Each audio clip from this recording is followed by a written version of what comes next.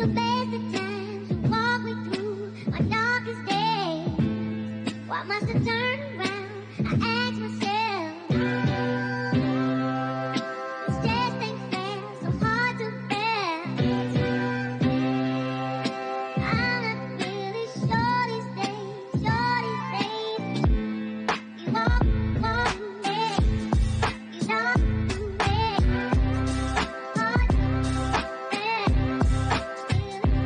Fátar ascuig an só, Constámint go léir, míle buchas as a bheith ag túnál isteach mar is go nach. Tá mé se go maith an seo tá mé ras ag gcunaí na gáilmh dúirt mé inád caith mé éilú as sa bhil ar fra seachtainna ar lai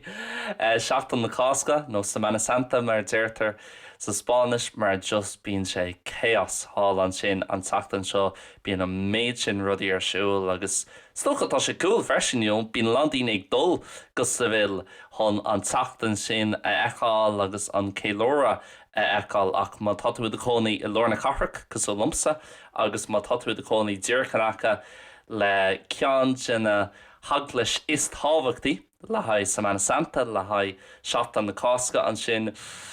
Yeah, ní bhíon an méid sin crack ag buint leis an sin agus bhíú chun dul go dtí na siopaí orintanta bhíonn sa deacair so dúirt mé i gcónaí tagam ras go héireann ar fa seachtain ó bháin mí oibre nó hart ar an amsud san bhliain ar éanó so cén fá nach dtucha mé ras an teachtain seo I mlína seachtain na Cásca. So arás I gcuin na gáilmh fra cúpla lá, well níos mó na seachtain actually be mar ras ar fa 9 lá nó 10 lá an áir so agus lásásta arás áit ag an beagnaí níos ciúna agus níos sucra is tócha ná chuna satá rudaí is sa bhil an teachtain seo. Nearttar mo chuirte tá siad imithe don teachtain tá siad imithe beidir áit ag an eile sa Spáin nó tá siad imithe go tír eile nó beidir ras go héireann freisin agus níl siad géirí a bheith I lór an chaos agus I lór an pandemónium is tócha a bhaid arsúil is sa bhil an teachtain seo. Ach, ar aonos, tásúil gur bhain sibh taitneamh a smaointí sathairn más rud ag grá sibh ag éisteach leis an sin ag an tíir seachtainna ar nó I rud ag an beagnaí difriúil agus an chud is mó tin hebsá gach episód ba siad ag taachtamach cáil ar an Malgraach Domláin ar an Learn Irish Online Membership ar Patreon ach ba gach dara episód, so episód iver hain, episód iver 3, a chuig, seacht, an lí agus mar sinse ag teachtarás an seo ar an Gaeilge weekly feed agus déanta le daoine is tócha atá ag fólam na Gaeilge níos mó ná aon rud eile tá sam or beidir go mbíonn daoine éigean ag éisteach leis an legan seo tin fud creile nachfuil le fóm na Gaeilge agus atá lífold nó atá sásta leis an level atá acu panna hain agus tó chuachtain a bhíon ag éisteach an sin leis an legan ní siimplí agus an legan bhád ní siimplí tá siad san well stócha go mbíonn siad san ag fólam na Gaeilge so déanta níos mó ná fólamóirí ach fós an legan seo san fótacréilta sam go mína landína géisteach leis agus iad san ag fólam na Gaeilge. So tásúm go garín sé sin leatsa agus má tá tú a géirí níos mór dísa le sin a bheith ad ar nóí tá siad le fáil ar patreon.com/Learn Irish online ach bu méid dart níos mó faoi sin níos déanaí sa fótacréile má tá tú a géisteach an seo ar Spotify. Arino sanyo, tá méid téanna rud ag an beagnaín sifriúil agus luí mé an teachtain scate grá mé ag éirí go bunasach episód de Desert Island Discs a dhéanamh san níl sam an bhfuil aithneag daoine ar Desert Island Discs go bunasach is seo ceapan gur thosaí siad an seo ar BBC an is go mín sé ar BBC Radio 4 nó Radio 1 níl sam ach tá formas ar le ag go bunasach gach agrán nó gach seachtain bín guestáin bín íomháin ar an seo agus bíonar thu 8 nárán a fiochomach nó 8 disc tócha a fiochomach chun Torch Lobe go Ilan Trécha Desert Island. So go bonach well ní chaith sé bheith mar seo ach te ná piochan siad really stocha na 8 árán is tábhachtaí dómh ina saoil agus beidir 8 nárán a chilíonn rud éigen dómh nó a bhí níon rud éigen faoin saoil a bhí acu go dtí an buinte seo. So sin an smaoinú leis so mis bhfuil tá si déanta agam hana hin tá gachar peocha amach amsa caiim rá gur sé bhád níos deachra chun 8 an a fiocamach ná mar bhí méid sú leis i chreaithmé go méid sé roiheachar ach just bhí nummerán. So honourable mentions, cúpla an na hartar 7 nó 8 an eile a bhí scríomh síos agam ach sa deire just dúirt mé, ní féidlam iad a chuirteach, ní féidlam ach 8 ceann a fiocu. So cúpla ceann, cúpla honourable mentions nach raibh mé an fiocu nó that didn't make us a stócha go dtí an tapéis sin Rock'n'Roll Kids le Paul Harrington agus Charlie McGuigan ach ba an Eurofish eile is sa lista seach ní an éannach. Optimistic le Brian Power, the Michael Gray remix, an Anna Jeffrewell or Rock'n'Roll Kids. Fisherman's Blues, the Waterboys, Sometimes, the Jerry Cinnamon, Dog Days Are Over, Florence and the Machine, no Florence, Shin and Tana Matari, Anish Capam. A Little Less Conversation, the Elvis, the JXL remix. Intimidated, like Kaitranada, in some King Kui from Nietzsche, on Tanam Shin. Agus right here, right now, the Fat Boy Slim. So sin actually 8 an eile. Sin an Division 2 is tóg a rina dó Gemma Desert Islands discs. Ach, caiimid tús a chur leis agus freisin comá leis na hocht nar an Bayern. Lauer a fiochomach chun tuairtlumm sa go bunasach Desert Island disc. Tugann siad an Bible ditch agus the entire works of Shakespeare ditch agus tá tú an Lauer óháin eile a fiochu chun tuairt leat. So ag deire an seo ba mé piochu amach leabharháin agus chumála sin luxury item óháin chun tuairt lom agus ní féidir leat luxury item a fiochu a bheitchan an carú leat chun éilú as an eán. Ní féidir leat sin a dhéanamh. So, Aaron iwwer a hain is cuian, well, cai mé scéal a thuirt dis le gaceán acu, mar gaceán tá sí tábhata dom ach is tócha I Mali Difriúla. An chéad ceann is cuian bogu go Barcelona don chéadúir. I gáh agus go dtí an Spáin ar nó I don chéadúir I míúil 2020 agus bhí min sin ar frád cuaig bhí ag déanú internacht an sin. Is cuian ag deire an phréimhse sin bhí mé dul go teach mo chara Sasanach as London agus bhí mis dúirtaréis réí aithna, well bhí mis sé dúirtaréis aithna chur agus bhí tí téanana rud éigen ag a cheach ceapan beidir gur deach nó gá gin rih dul amach nó bhí min son dul go cluthe pell beidir nó rud éigen ach arénos bhí sé chaú beag na ceol an laptop agus níl sam fós an ra aithna agam Loyal Carner River seo. Beidir go rá, beidir gur thuúla mé an tanam rih seo or an ggó a carnóid Marial Gras London an lad seo bhí sé sin gafa le Loyal Carner agus ceapan beidir gur ras an áit céine London mar Loyal Carner agus chuir sé cúpla an siúil le Loyal ach is cuilumm nar chuúil mé cean so don chéidir agus bhíarm cheiste chur agus níanam é seo go minic ach bhíarm cheiste gur le cintámatá an áran so agus cuilumm níor scríbna sí sé nó níor thug mé fól seo nó aonrad mar sin just agus anam soch Jackar chun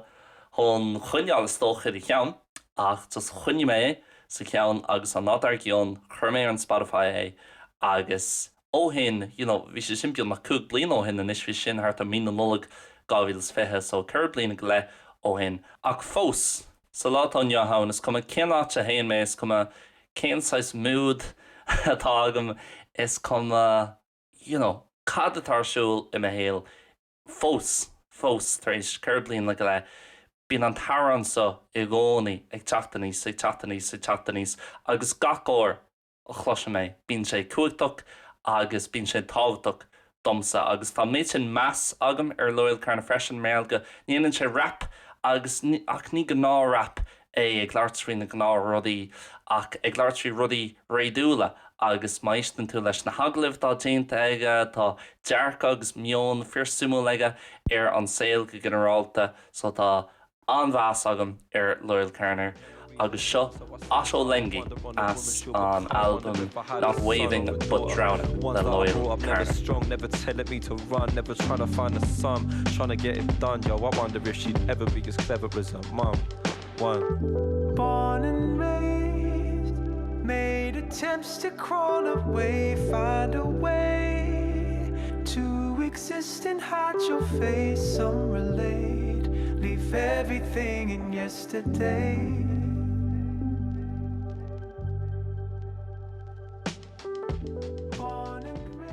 Má humanis gofuil mé ar an radio ará. Sin asú lengi le Loyal Carner, nis caiimiid dulgadí an nuacht agus an aimimseir agus mar sinse ach nó tá an méid sin meas agam ar Loyal Carner agus tá cúpla áran dúrch an tatans catsa chuir sé cúpla áran amach don céadúir beidir le gábhlín inús so ceapan gohfuil album nua ag teacht agus tá méid sin háran le Loyal Carner go méich mé an piochu don seo seo ach ní ra mé géirí ach ar an bháinna fiochu agus sin an cean a heníon lom níos mó ná on cean eile. Tá sé simil mar ar nóí is lead sasnach é Loyal agus ag dul ascatí an list an shortlist bhí agam an seo. Beidir leat nó beidir níos mó ná le den na hárán tá scrífa síos agam is le háráníthe sasnacha na hárán seo nó chuidhór an na hárán seo ar éonos agus is cum mátá sé indie agus indie rock mar hampla Oasis agus Arctic Monkeys agus Kasabian is evenlam ceol cosú le sin The Smiths freisin agus the Stone Roses agus cinn beganín ní sin nach freisin lan DJs lan ceol house agus ceol tech house agus tá DJs aonanta an sin is sasna cosú le Jamie Jones mar hampla agus Duke Dumont tá lan ar an aontacha acu agus ní sam tá rud éigen is sasna tá rud éigen sa rích daontia atá just déanaan siad ceolínta agus cuma really cénsáid genre fiú rudí cosú le Amy Winehouse is even am ceol cosú le sin agus ar nóí Loyal Carner an céad ceann tá piocha amach amsa an sin ceol sasnach nó sin déanta le lead sasnach agus an rud céine le ihar dó ceapam i gcónaí am héalach gan daos níos mó beidir le 5 nó 6 bliain na nús tá buint orgam nó tá grám orgam réili do ceol indie agus ceol indie rock gohairthe ceol indie rock sasnach ar nóí tá ba Oasis an sin níos sé níos an episód ní aon duine a bhí an géiste gach seachtain ní bhaid ionta serv faoi sin ach freisin na lang cín eile agus níos sam tá rud éigen faoi rudí cosú le The Strokes agus Arctic Monkeys a rééis nó The Coral agus le banna ceola go háirithe as beidir Larfol, Manchan, Sheffield átainna cosú le sin. Just níos sam, tá mé an sais relate agus identify leis an sais ceol sin agus na sais rudaí a bhíonn siad ag labhairt nó canú faoi teag an ná. So ifar dó inneo sin naíomh le The Kooks. Ceann na hárán sin a níon le beagnach gach duine ceapam agus just níos sam. Rud éigen an dearfach faoi agus just árán an na dearfach agus a gcónaí tang sé níos a ríis agus ríis agus ríis ina héal. And I know she knows that I'm not fond of asking that you are both separate, still up together. Just don't let me down. Just don't let me down. Hold on to your kite. Just don't let me down.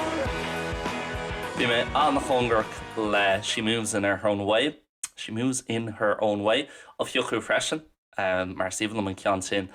ach níos sam tá naíomh tá rud an faoin naíomh tá sé closnám níos mór an ceapam i a héal agus rís just seans cosú lá seo lengi le Loyal Carner beidir téim trí nó ceir bhí ganéis leis an ar sin ach nuair hagann sé níos fós tá sé có cuaigach agus có tábhta agus tugann sé mothúán céanna mar beidir an chéadúir a dtééis mé leis ní féidir an cuimhnúir an chéadúir a dtééis mé le naíomh bhí sé bliontóin tá sé bíonnach 5 bliain díisinis tháinig sé amach go gábhail sa 6 ceapan nó gábhail sa 7 tá sé dochreid sa mhíonn tú ní sinna marir sin tá mé cinse inis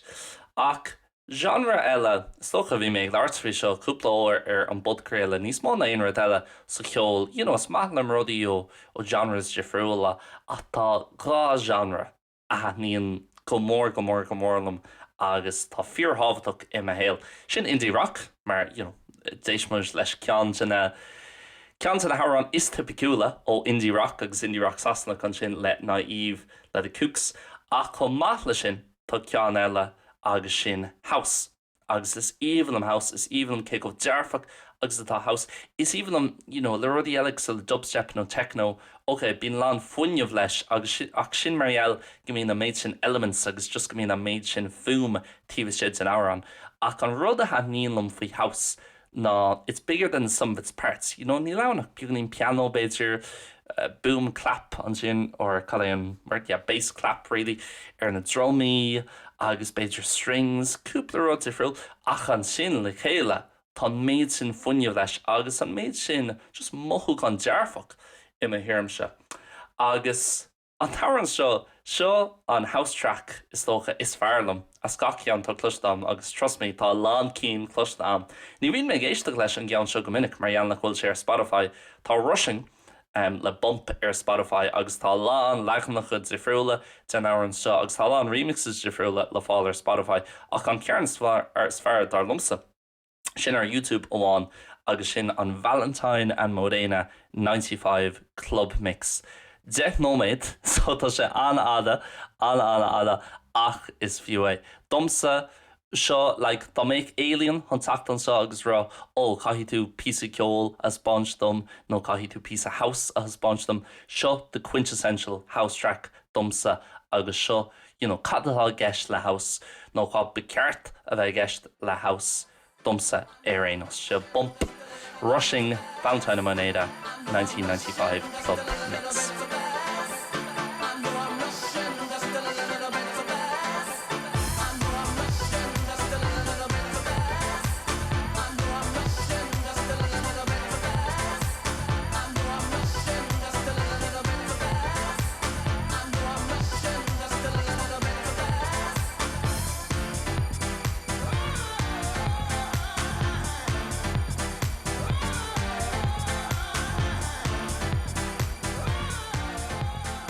So, 3 ceann déanta agus 2 ceann fós le teacht. Bhí orm ceann a fiochu I dteanga eile, well, bhí ceann trí gailge ag teacht níos déanaí sa seo. Ach ribh sin bhí orm ceann a fiochu ceapan sa Spáinis, bhog méid an Spáin mar luime míúil 2025.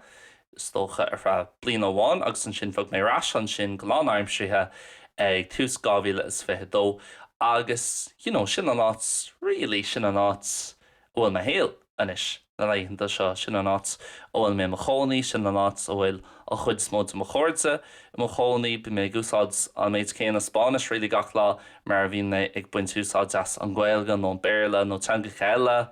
Tá mé mo chónaí an sin níléon plan agam really chun fágáil, beidir gan trí nó chur bliana ba sin an teachtar as go héireann nó dul áit ag an eileach. Tá mé lánsásta inis an muid an sin sa Spáin. Agus ceann an rudí níos mó na an rud eile a haníon go mórlam faoin Spáin ná antanga. Is even an teangacha ar nó sin mo fustig múna na Gaeilge nó ag cabhar le daoine ar aonas chun an Gaeilge a ólam an seo ar Learn Irish Online. Le lán ruí difriúla a bhí méid téanú. Ach tá passion óhar agam le teangacha eile freisin nó tá méid fólam na hedála se fust méid gan dá sé cur fios agus ag déanú iirecht mo chuid Spáinise a jausú agus is even am Spáinis is even am ag chaintseach sa chora a Spáinis just bíon a méid sin crack ag buint leis agus domsar mé agóil ceol chomhtábhachtach I héal a gcónaí nar bhíon ag fólam teanga le déanam iirecht tá éisteach le ceol as an tíir sin. Ní cheap meachslí go gceann sé go mór leat mat le tuiscint na Spáinise nó tuiscint na Gaeilge mar hananta tuiscint na hedála sé go leisce ach Nisa, moithíonn tú níos beidir immersed sa chultúr agus tá sé go deas a gcónaí hán cúpla áran a bheith arolalas ad, sa teanga sin. Agus gan dabhas an ceol nó is dócha an tarrán is fearlam trí bhí an Spáinise caiise bheith Bandido le Azúcar y Moreno. Agus bhí sé seo mar an intrí a bhí achup a bhí ag an Spáin I ní ag an nócha don Eurofís. Agus fóstá sé sáchaú sa Spáin agus fóstá Azúcar agus Moreno, Azúcar agus Moreno, Azúcar y Moreno. Sa Spáinis fóstá siad le céile agus ceapan gomín siad ag touring agus dul timp na hása agus seo fós ceapan an tarrán is mó nó is cáúla atá acúb. So seo Bandido le Azúcar y Moreno.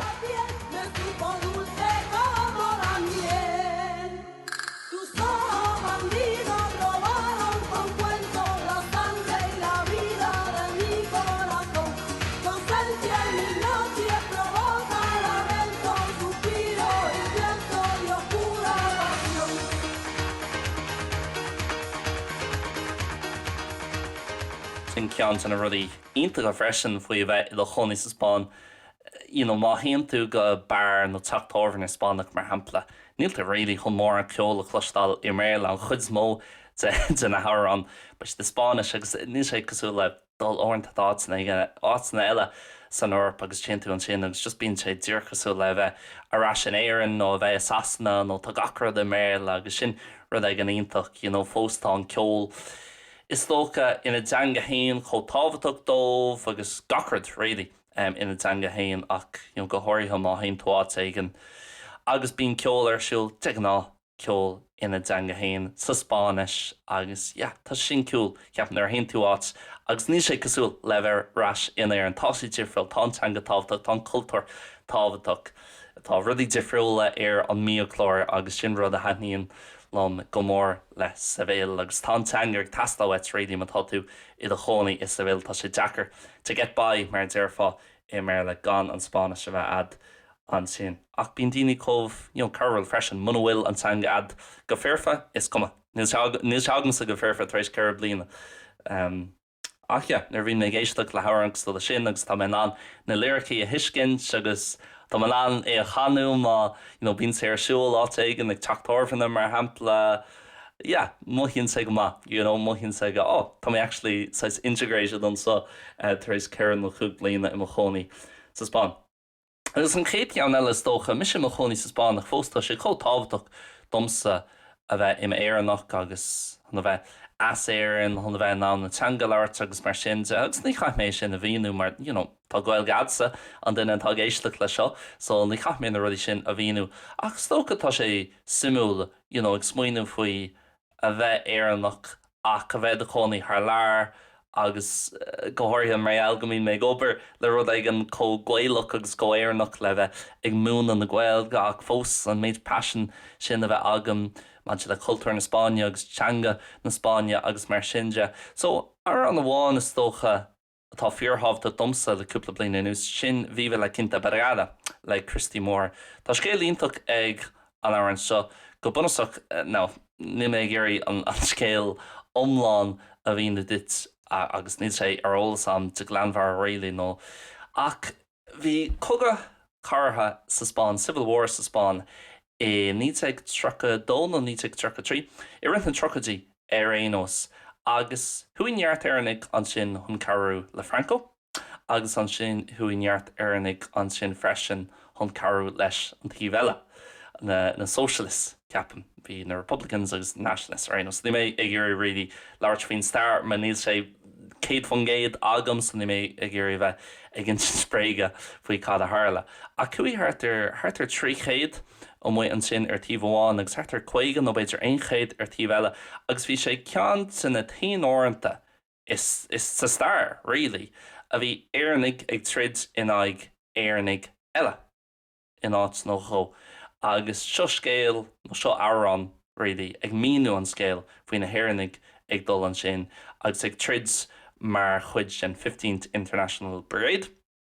le Quinta Brigada ó mu an sin sa Spáin agus thuí landíní níháin éannig ach landíní is tíorthaid sa friúla chun carú leis an dáthaimh ach gothairí chun carú le taobh amháin an sin sa Spáin in áid fascism in áid Franco nó béidir arís ar an taobh eile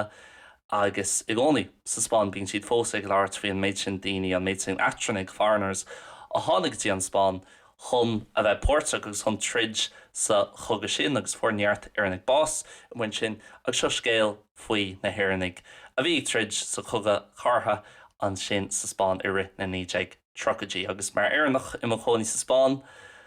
Níl sam, tá rud ag an faoi gandát agus i gcónaí ba sé speisialta dumsa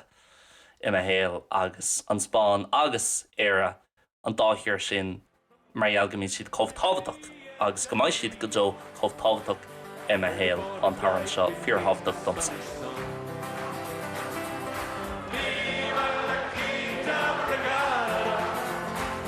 No pass around the pledge that made him fight. Adelante is the crier of the hillside. Let us remember that tonight. And the Irish Irishman heard the call of Franco, joined Hitler and Mussolini too. The propaganda from the pulpit and newspaper have done Duffy to gather up his crew. Now, ein duine a bhí in na géiste leis an seo gach seachtain, bais agah, bhí banna ceol amháin agus bhí sibh beidir gra sibh ag smaoinemh, tá sé just chun 8 náran ó fiocu ón banna seo amháin, agus beidir go gaithí mé, nar tá an reunion ag tarlú ag gan cúpla mí, caithí mé beidir an like show eile a dhéanamh just le Oasis. Ach bhí sé dechar chun ceanháin ó fiocu amach, ach cúpla honorable mentions we make when if we listen up a chur is even them listen up let Oasis is even the Morning Glory let Oasis ní an album an album freshen ach ní small an Taran even what's the story Morning Glory are no in the king still a wonder I'll live forever don't look back in anger ta na cín sin gohíntaach tá neart cín le Noel agus Liam freshen Broken Arrow le Noel mar hampla Why Me When Ash le Liam Gallagher agus Diamonds in the Jar le Liam Gallagher tá an cín sa on a solo careers freshen dá gohíntaach ach sa dearad dúirt mé cai sé bheith mar slide away tá sé fólamthe aga mar an guitar le blian nús agus ceapan nar tá fólam ar an éigen ar an guitar ceapan go bíonn sais appreciation difriúil lad ar an aran agus ní sam tá sé rugad beidir bíagnaí ní speisialta tá na lyrica gohíntaach cíonn sé rud ag an dumpsa ar aonas na lyrica is slide away agus an legan seo an legan live is tócha an legan bio san áran so freshen tá sé le fáidir Spotify ó ceann na live albums tá Jane takeúb an speisialta agus just cé go cúteach agus a méid funineh ag buint le sin a rud really ó bhfuil mé is tócha ag lurg nar a bhíon mé ag géirí teachtar cheol nua nó just nar bhíon mé géirí éisteach le rud aigen agus éisteach le ceol sin funineh agus méid funineh atá ag slide away tá sé dochreidte so seo slide away live at Nebworth le Oasis.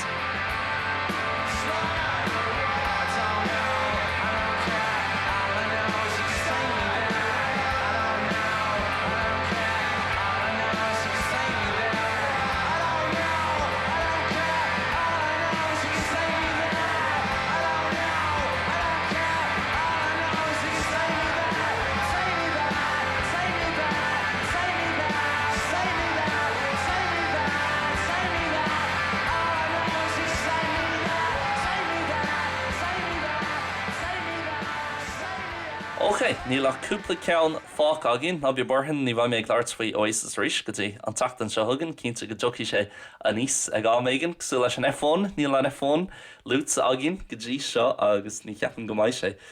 a seo mac réalaí ar an seo an chéad ceann eile ceantais randomach ach rud ag an bháin a headníon go mórlam faoin geol agus áran ná nuair hagann tú áran agus tá sé deachar chun éon genre a chur ar le lán áran mar hampla asó leng is féidir atar okay it's rap no hip-hop no chill hip-hop é sin naíomh le Kooks sin indie rock bhí le cinnta brigades dócha tá sé sú le folk no rock bit le sé actually Jackar chun genre bháin a chur ar cúpla ceann san áran atá lút agam ach an cheann seo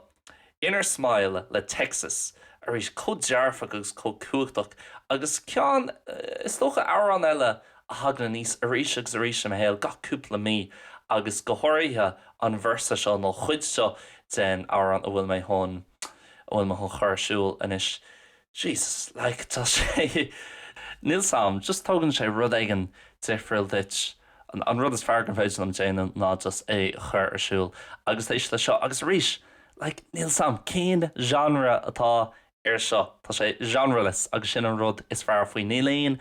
ar an chlostam i a héal cosúil leis an an seo Inner Smile le Texas.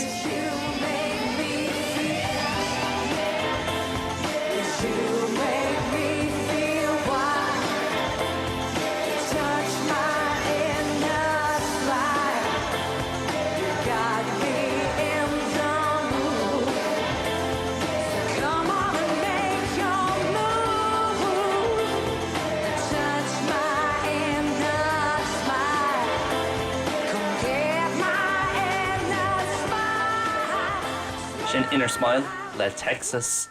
is even me géiste goráis leis an sin na sam just tá rud an friúil faoi tá rud an le faoin na sam cin chuí ó chrochi siad nó cin chuí a tháinig siad sús leis an taran sin agus an smuoinú sin chun árangsú le sin a dhéanam.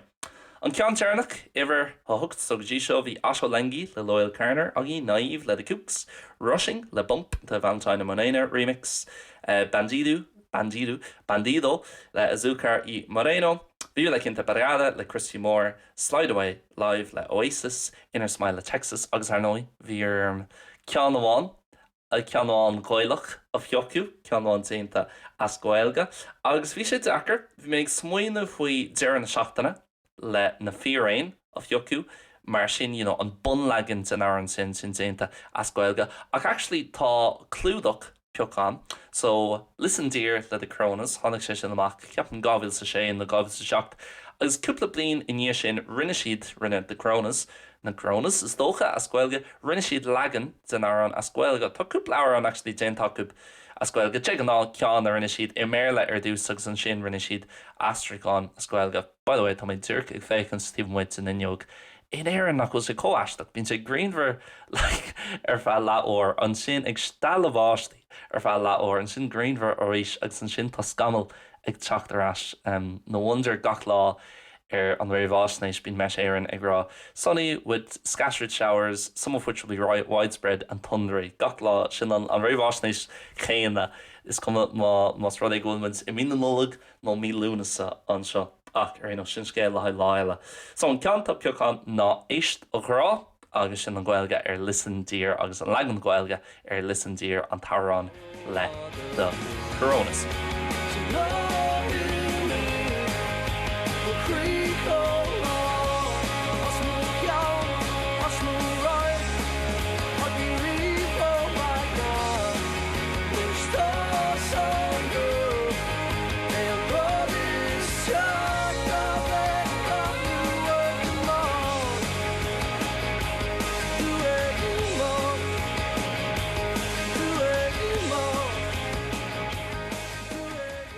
So, sin na hárán déantam, ach mar dúirt mé ag tús an seo, bín cúpla rud eile ag deir an seo dig ná deis an disc, chuir siad ceist an I. Ok, cin leabhar atá weit. Támantón an Bíblia, a thuirt agus go mála sin támantón the entire works of Shakespeare, so gachar atá dainte ag Shakespeare, ó thuirt ach tá ná leabhar óháin eile fiocu, agus tá bhí sé chun bheith beagnaí siimplí an seo, just tá mé chun an leabhar bhfuil mé ag léomh tíar canis, óirtnam ach an áir ceanta na leabhar is fearr atá léit teagam, níos sé críicneán fós tá mé beidir leabhach nó beidir níos lú tríd an leabhar seo. Ach sin The Chimp Paradox le Steve Peters.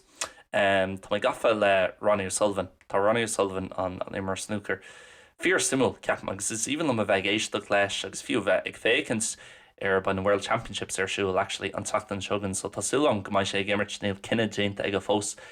Ach I gcónaí bín teisina ag leabhart faoi Steve Peters agus is doctor nó psychiatrist Steve Peters agus tá lán ibre déanta aige le Ronnie O'Sullivan, Stephen Gerrard, Chris Hoy, Raheem Sterling freisin, tíine difriúla is saoil an sport agus rudí eile tíh muid an sport freisin.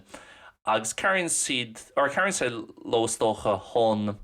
tuiscint níos fearr bhealcúb an gcuí a aibríonn a insín béidir agus an chuí a bhíonn siad ag smuoinú fiúí difriúla agus fiú éis an céadúpla cabaté le léamh. Wow, tá sé tá na bhion in is agus méarcha an chuí a bhíon maon sin is dócha agus ma ceann ag opair agus ag smuoin fiúí difriúla tá sé go thomláin áthraithe agus tá sé hanahéin agus níl an chéad le den leabhar críicne an fós agus hana féin tá mé ag buint an méid sin tarbha as an leabhar seo. So ceapam ba sé seo mar leabhar a bheith méid léibh ríis is ríis so leabhar ionach chun tuairt leat go Ilan tréig agus is dócha, ba sé beagnaí bhaidnach hálan sin so bairt bairt ára a thuirt de tain agus bheith cuairmach nach bhfuil tú chun dul crackáilte. Agus an luxury éis an sin beidir marall méid leabhart fao cico tábhaach agus tá an ceoldomsa a héal caiith mé an gitar a fiocu mar an luxury éis agus bíon lándaoine fiocu musical instruments nó orla ceolalas dócha an seo ach just ba mé ba mé bigní dómhdósa nó bigní faoi ladrán ar an Ilan seo so nach mé sé jazz an ruling sil sin bheit tá mé an cúplaóir in áon lei a dhéanú an gitara agus má tá mé chun éilú as an Ilan láháin ba mé chun seachtarrás agus ba mé gohíntaach ag an gitar ba mé sula Jimi Hendrix ceapam. So yeah, guitar bitter guitar electric mar ní sé ní ra mé riomh ag buint úsáid as guitar electric agus bhrálam sean bheith agam hon é sin is tócha ar chríile. So sin é don Desert Island Disc an seo ar ghail go weekly tásún gur bhain sibh taithna tású lang go níon rud ag an beag níos ar friúil cosú le seo ribh inistom an rán na hárann sin cloiste agus riomh cin ceann is fearr leat agus mar sinse agus cin ceann a bheith ad freisin na tú géisteach ar Spotify is féidir le comment nó trachtarcht a ágáil tíach faoin budgréile seo má tá tú géisteach ar Patreon tá tú an rud ceanna dhéanú nó riomhos le churthugam freisin ar liam.learn@gmail.com. Míle buchas mars gannach as a bheith géisteach leis an budgréile agus don fear bhuiach agus ba marráslih an seachtain se thugan ba episód iwwer an níocha car. Míle buchas sláán agus bannacht.